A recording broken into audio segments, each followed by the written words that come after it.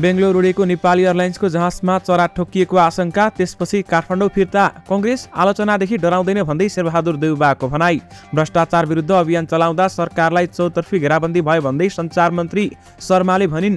भ्रष्टाचार विरुद्धको लडाईँमा हाम फालियो, कति बेला मारिने हो ठेगाना छैन भन्दै प्रधानमन्त्री प्रचण्डले भने।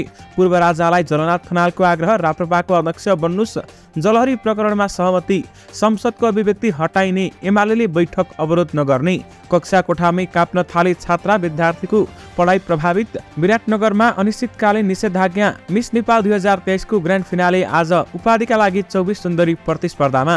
अर्थमन्त्री चलाउने करका दर किन विवादास्पद बन्छन्, यसपालि के होला, यसबारे महत्त्वपूर्ण जानकारी। भ्रष्टाचार विरुद्ध केही समयभित्रै अझै ठुल्ठुला एक्सन हुँदैछन् भन्दै प्रधानमन्त्री प्रचण्डले भने। प्रजातन्त्रको सुदृढीकरणमा सबै लाग्नुपर्छ भन्दै कांग्रेसका सभापति शेरबहादुर देउबाको भनाई। भ्रष्टाचार विरुद्धको लडाईँ जनयुद्धको बेला जस्तै अनुभव हुँदैछ भन्दै प्रधानमन्त्री प्रचण्डको धारणा। बालटारमा 3 दलबीच सहमति, प्रतिनिधि सभाको अवरोध हटाउन एमाले तयार। नीरा पाण्डेको हत्या आरोपित विनोद पूर्वपक्षका लागि थुनामा। रेशम चौधरीलाई आममाफी दिन र नागरिकता विधेयक जारी गर्न, किन्तु परन्तु नगरौं भन्दै बाबुराम भट्टराईको भनाई। भारततर्फ बिजुली निर्यात सुरु, 600 मेगावाट आवर निर्यात। भ्रष्टाचार अन्त्य नभएसम्म विश्राम लिन्नौ भन्दै राष्ट्रिय स्वतन्त्र पार्टीका सभापति रवि लामिछानेको भनाई। प्रचण्डलाई पार्टीकै नेता कार्यकर्ताको घेराबन्दीमा पारौं भन्दै उपाध्यक्ष महराले भने। नक्कली शरणार्थीको अनुसन्धान बिथोलिए जनताले सहदैनन् भन्दै जलनाथ खनालको भनाई। सीके राउत दिल्लीमा भाजपाका नेता चौथाबाइलीसँग भेटघाट। भ्रष्टाचार विरुद्ध काम गर्दा सरकार घेराबन्दीमा पर्यो भन्दै सञ्चार मन्त्री रेखा शर्माले भनिन्। सरकारले निशुल्क सेनिटरी प्याडको व्यवस्था हुने गरी बजेट ल्याउनुपर्छ भन्दै उपसभामुख राणाको भनाई। यस्तो छ प्रधानमन्त्री दाहालको 4 दिने भारत भ्रमण तालिका। पुराना पार्टी र हामी फरक छौं, उस्तै भए कारबाही गरेका सांसद जोगिन्थे भन्दै राष्ट्रिय स्वतन्त्र पार्टीका सभापति रवि लामिछानेको भनाई। केपी ओलीलाई प्रचण्डले चोख्याउने, एमाले सदन चल्न दिने सहमति।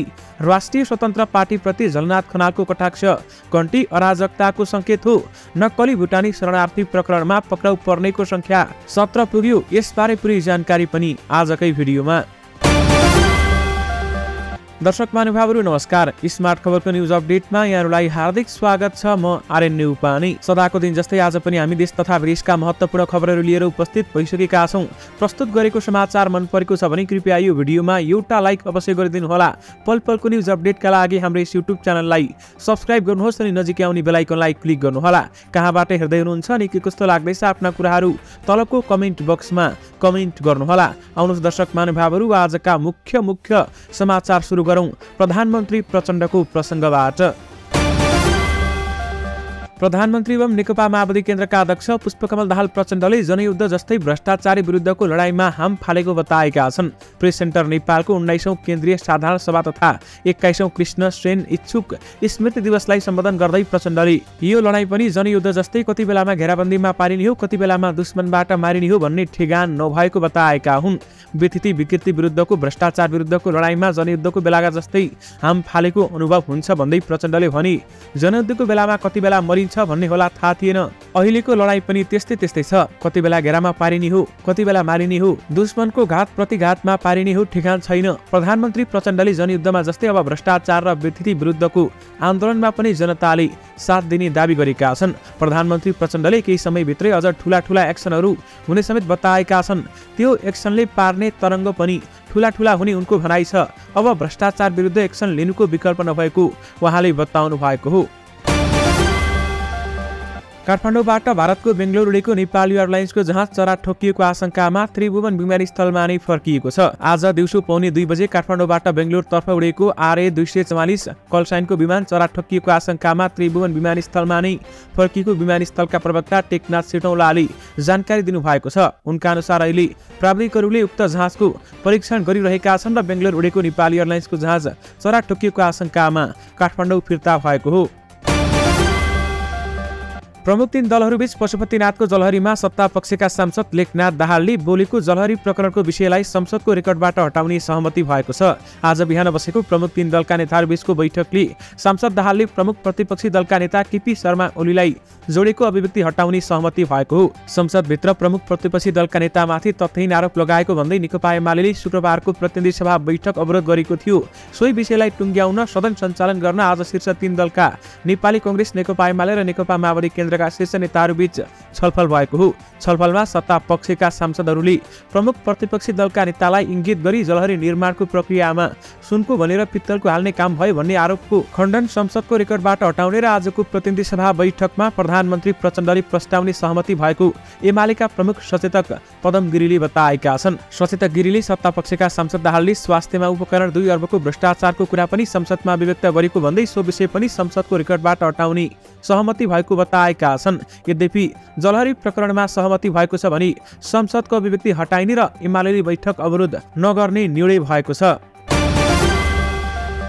राष्ट्रिय स्वतन्त्र पार्टीका सभापति रवि लामिछानेले मुलुकमा भ्रष्टाचार अन्त्य नभएसम्म आफ्नो पार्टीले विश्राम नलिने बताएका छन्। सभापति लामिछानेले नक्कली भुटानी शरणार्थी प्रकरणको प्रसङ्ग उठाउँदै भ्रष्टहरूलाई देशबाट नलखेटेसम्म आफूहरू विश्राम नलिने बताएका हुन्। आज पार्टीको ललितपुर महानगर समितिले आयोजना गरेको एक कार्यक्रममा बोल्दै उनले आफूमाथि जतिसुकै मुद्दा लगाए पनि घेराबन्दी गरे पनि भ्रष्टाचार विरुद्धको पार्टीको अभियान नरोकिने बताएका छन्। कुनै पनि भ्रष्टहरूको विषयमा हामी निर्मम भएर अगाडि बढ्छौँ।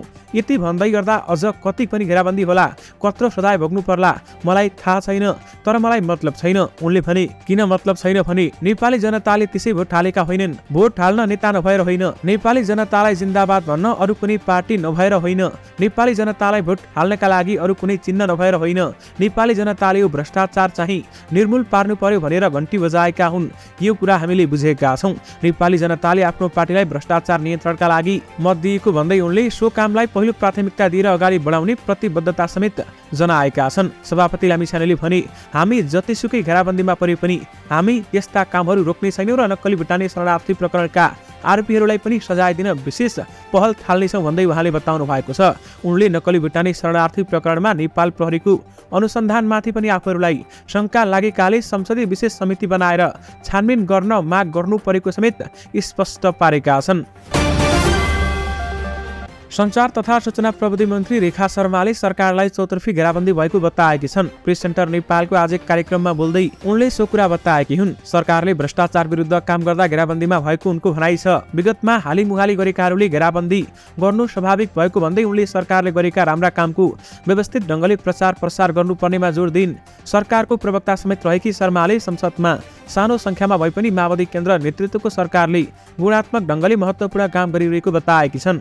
गलत कामको खबरदारी र राम्रा कामलाई पार्टी प्रचार मोर्चाबाट व्यवस्थित ढङ्गबाट प्रचार गर्नुपर्ने उनको भनाइ रहेको छ। यद्यपि भ्रष्टाचार विरुद्ध काम गर्दा सरकार घेराबन्दीमा पर्यो भन्दै सञ्चार मन्त्री शर्माले बताएकी छन्। प्रधानमन्त्री पुष्पकमल दाहाल प्रचण्ड 17 जेठमा 4 दिने भारत भ्रमणका क्रममा नयाँ दिल्ली जाँदैछन्। नेपालस्थित परराष्ट्र मन्त्रालयले दाहालको भारत भ्रमण तालिका सार्वजनिक गरेको छ। भारतीय समकक्षी नरेन्द्र मोदीको नियन्त्रणमा प्रधानमन्त्री प्रचण्ड छोरी गङ्गा सहित सचिव र नेपाल सरकारका वरिष्ठ अधिकारीहरू पनि रहनेछन्। भ्रमणका क्रममा प्रधानमन्त्री प्रचण्डले भारतका राष्ट्रपति द्रौपदी मुर्मू र उपराष्ट्रपति जगदीप धनखडसँग शिष्टाचार भेट गर्नेछन्। 20 जेठमा समकक्षी मोदीसँग नेपाल र भारतका प्रतिनिधिहरू सहितको उपस्थितिमा भेटघाट गर्ने कार्यक्रम रहेको परराष्ट्र मन्त्रालयले जनाएको छ। दुई देशबीच भएका छलफल र सहमति बारेमा हैदराबाद हाउसमा संयुक्त पत्रकार सम्मेलनको कार्यक्रम रहेको समेत बताइएको छ। त्यसपछि भारतले नेपाली प्रतिनिधि मण्डलका लागि दिवा भोजको कार्यक्रम गर्ने कार्यतालिका रहेको पनि मन्त्रालयको विज्ञप्ति मार्फत जनाइएको छ।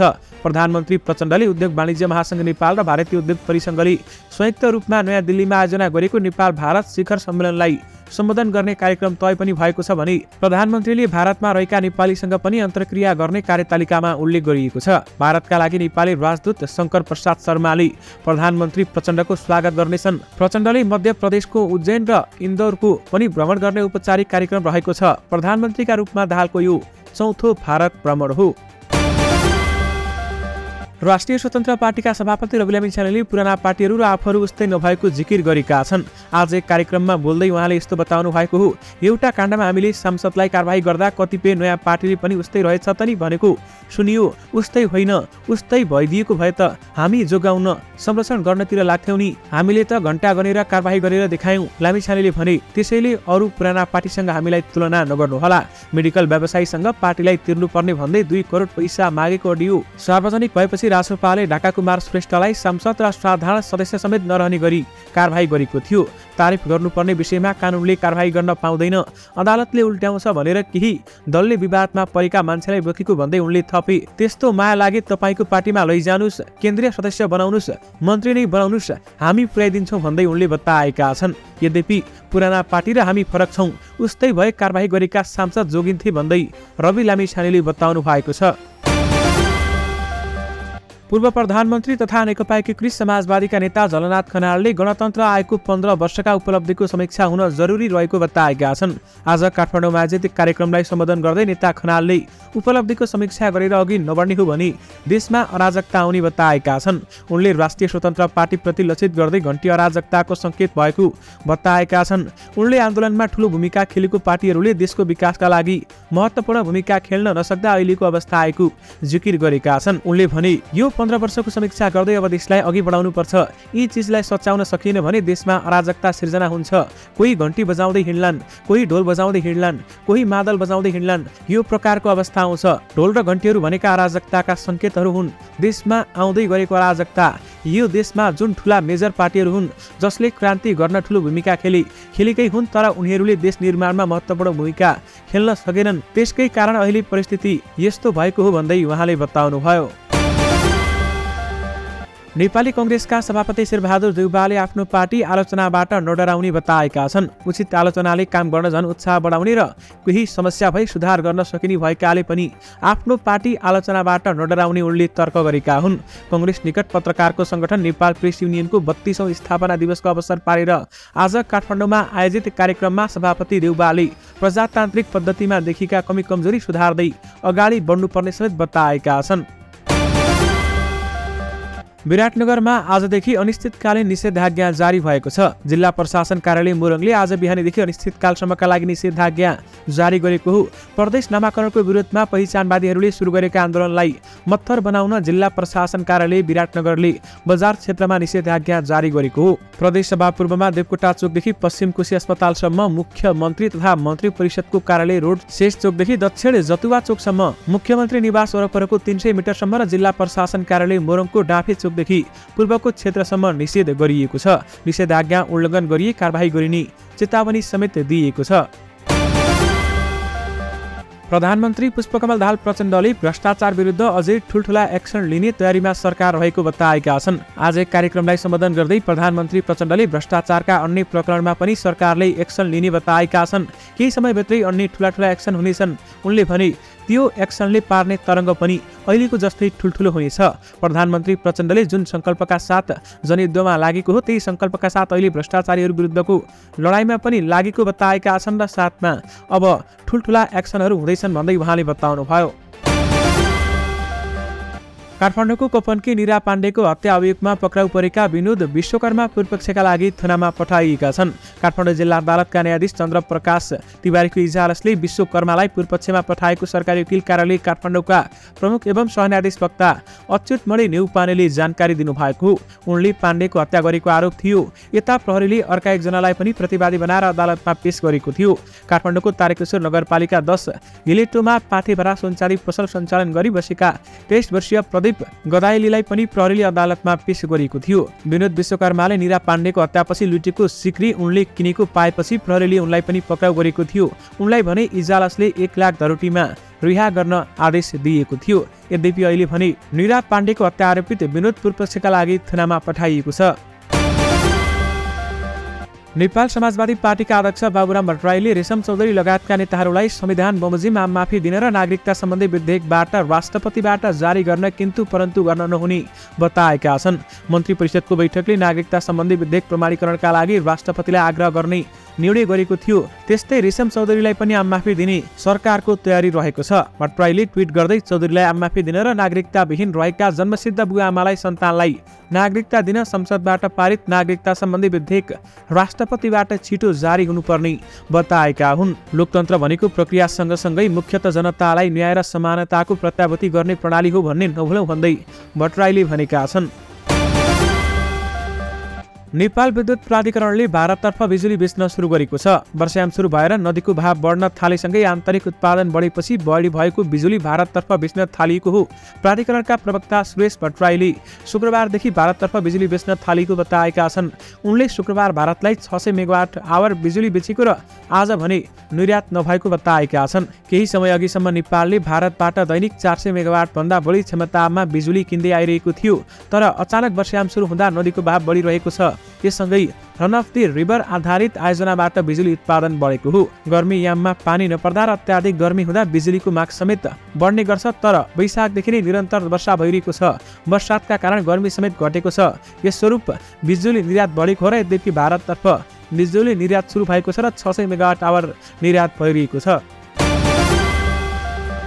पूर्व प्रधानमन्त्री जननाथ खनालले नक्कली भुटानी शरणार्थी प्रकरणको अनुसन्धान बिथोलिए देशभर आन्दोलन हुने चेतावनी दिएका छन्। काठमाडौँमा आयोजित कार्यक्रमलाई सम्बोधन गर्दै उनले यस्तो चेतावनी दिएका हुन्।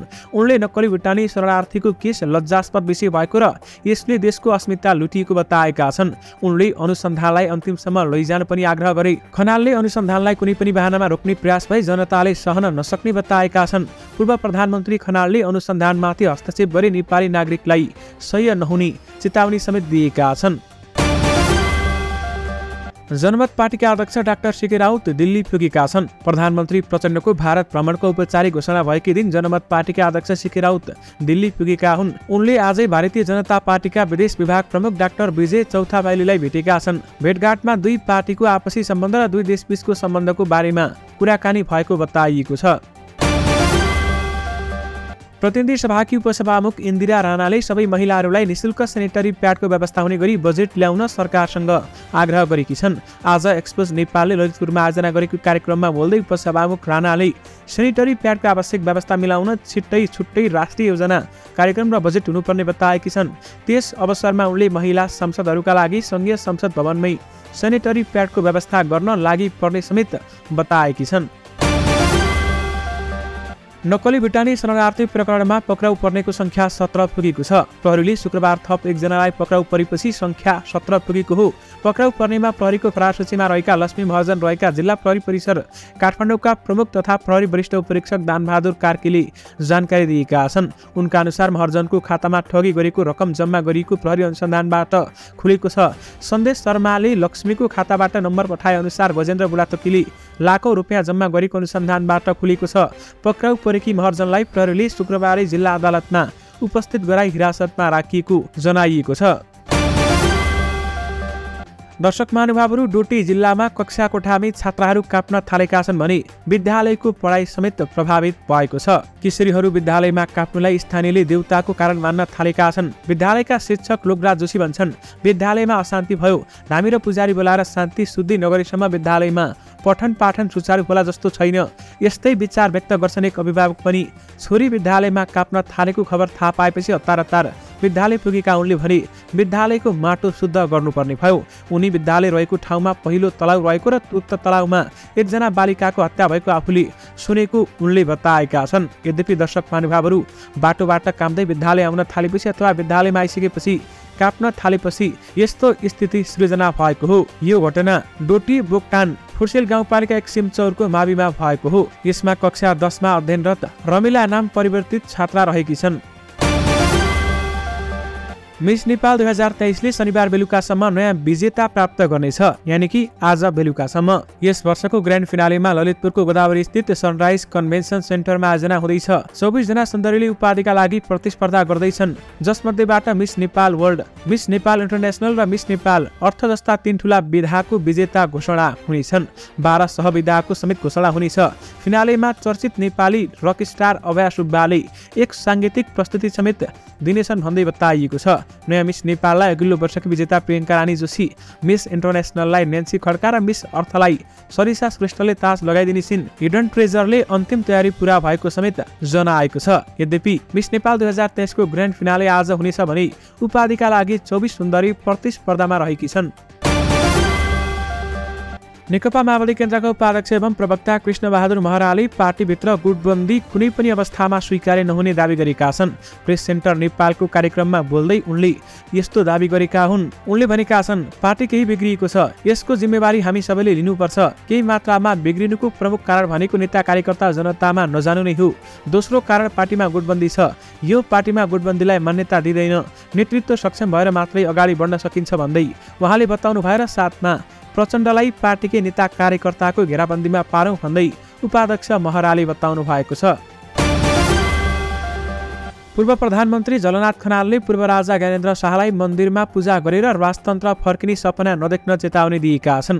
काठमाडौँमा आयोजित कार्यक्रममा उनले पूर्व राजाको गतिविधिबाट लोकतन्त्र कमजोर हुने स्थिति नरहेको बताएका छन्। पछिल्लो समय पूर्व राजा ज्ञानेन्द्रले सार्वजनिक कार्यक्रममा सहभागी हुने र मन्तव्य दिने गर्दै आइरहेका छन्। उनी इटहरी धनगढी लगायतका ठाउँमा आयोजित नागरिक अभिनन्दनमा सहभागी भएर भाषण गरेका थिए। हाम्रा पूर्व राजा ज्ञानेन्द्र शाह अहिले विभिन्न ठाउँमा हिँड्दैछन्। अहिले सामान्य जनता हुन्। उनी मन्दिरमा जान्छन्, मन्दिरमा आस्थाका मानिस छन्।